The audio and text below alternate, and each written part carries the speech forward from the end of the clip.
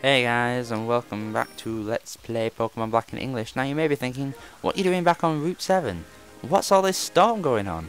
Well, if you remember correctly, they said, oh, there's some massive storms going on this route.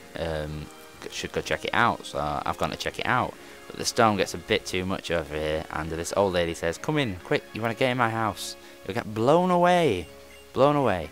But yeah, this is a bonus part, by the way, dealing with legendary Pokemon. Obviously, this is to get your Tornadus or Thundurus, depending on your version. I think it's Tornadus in this version. Don't quote me on that. We'll double check in a minute. Here's the roamer of the game, whichever one you get. One's like God of the Wind, one's got the Thunder or whatever. So if you ever play Wind Waker, you know there's those two guys in the Cyclones. One teaches you the Wind Song, and the other one teaches you like the Ballad of the Gales or something. It's kind of like that. One's in charge of this, someone's in charge of that. Here's the roam of the game, so I suggest using your Master Ball on him. But you don't actually fight him here. He pops up, and you see him, and he sort of screams in his kind of voice, and then it rains, and then it rains a bit more, and then it runs away, and the rain stops. But you see, this is probably one of the easiest roamers ever made in the Pokemon game, because you don't have to just run in and out of grass to find him. You fly, and if a route is rainy, thundery, like if the weather changes on a route, basically, then you will run into him. Maybe not that first battle. You have to run into him in the first battle. If you don't, then you're missing and gutted. Now I fly over to a random city. Don't do that. Always fly back to the last city with the Dragon Gym and go up, because it's Tornados. I did it in my actual English game, and with Adam and Eve, he was there. And he was there in this game as well, after walking around other routes for half an hour. Just throw your Master Ball, caught, job done. It depends, if it's like the evening, he appears on lower routes, and the afternoon, higher routes, but something like that. But just wander around, literally. As soon as the weather changes, walking in the grass, if you get that little like cool intro, like a flash of light, then you're battling him. Throw your Master Ball, you've got him. You can throw a Quick Ball. I hear a lot of Quick Balls are going through, but hey ho. You need this Pokemon, as well as the other version exclusive in the other one, to get Landos. But now let's just suddenly click that. That was a bad cut. What have I done? That was a bad cut to back where we were in Victory Road. Obviously, just going into that cave at the end of the last part. This is the final of the trio. With like Colourblion and Virizion. This is Teriyaki. He is, I want to say, ground fighting. I think he's ground fighting. So you want to be a bit careful, because you can do a bit too much damage to him.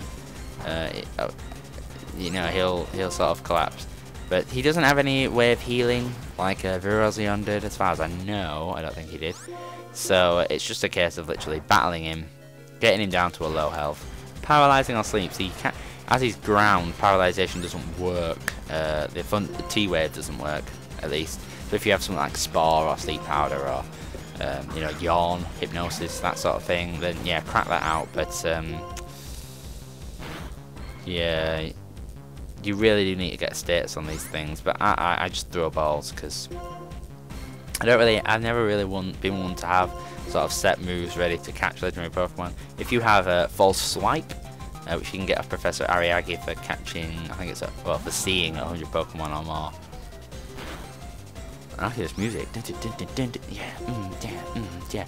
If you get False Swipe off False Swipe is a move that will always lower, no matter what, irregardless.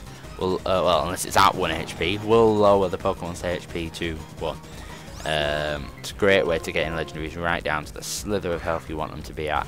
Then get a status on them. Then start throwing balls. I remember when I read up on like the capture rates and stuff. It was like a Pokeball captures at the capture rate. So say, for instance, I don't know what the Teriyaki has, but say it has a 15 capture rate. So 15%. For a Pokeball, I think it's like it has 15% of working. No, it can't have 15. Say a Teriyaki on this has a capture rate of 3, which most legendaries do. So throwing a Pokeball, a 3 in 100 chance of catching it, or 3 in something chance of catching it. For a Great Ball, doubles to 6. For an Ultra Ball, it doubles to 9. You paralyze, it doubles again. You put him to sleep, I think it's times 4. I think it's times 3. It increases the multiplier a lot more just sleep than paralyzation or burning or poisoning. I think sleep's the best way to go, but it's hard to just have a Pokemon dedicated with a sleep move, especially in the main game when you're just wanting to throw stuff, and when you're just wanting to fight and then, you know, throw Pokemon. But like I said, I didn't have any trouble throughout the game. In fact, what you're watching now is probably the most trouble I had catching a Pokemon in the entire game in terms of throwing balls. Everything else goes down really easily. I really don't know what it is. The RNG's a bit screwy or something like that, or I'm just really lucky. I could just be really lucky, which would be a first. But you know, just keep throwing balls. Keep throwing balls. Try your best. I don't dare hit it again. Obviously, after you've thrown this many balls and you're like, oh, let's drop it a bit more, you hit it one more time, it dies. Yeah, you start all over again. Personally, I don't get the people. Well, I guess I don't get the people that don't save before fighting legendary. But then again, there are those people that forget to save, and they're like, crap. And if you run away, it vanishes. If you kill it, it vanishes. But in this game, like I said, after the Elite Four, they should start reappearing for you to give just one more go. Give it one more go. Once again, you know, to get to this Pokemon here, if you haven't caught Colobion, whatever, then you won't be able to get to the, well, not caught, just seen at least. I think you won't be able to get to this one Anvil-Azion. You have to go to him first, because that guy has to tell you about him, and then the caves here open up. So if there's no cave by the time you get here and you want to catch it, you're gonna have to go back, I'm afraid. But I would recommend going up to the Pokemon League first, as that becomes a fly location as soon as you get there. So that's quite handy. But anyway, that's Teriyaki caught. Battles humans in order to protect the Pokemon that lost their habitats due to human wars. So no, we won't give a nickname, and that's it. That's about it. But we'll finish off the little bit of main story we had going here. Obviously, pushing that strength rock out gave us a little bit of a short shortcut back to the rest of the level. But if you go out this door, you can explore down the left hand side, try and get a few more items. But I don't bother. There's nothing really much down there. If you go up here, we get to the Pokemon League, which I must say looks very impressive compared to other Pokemon Leagues. Just like big buildings. So in the next part, we'll take on the Elite Four and try and smash them down. But otherwise, it's been Colsned. Catch you on the flip side.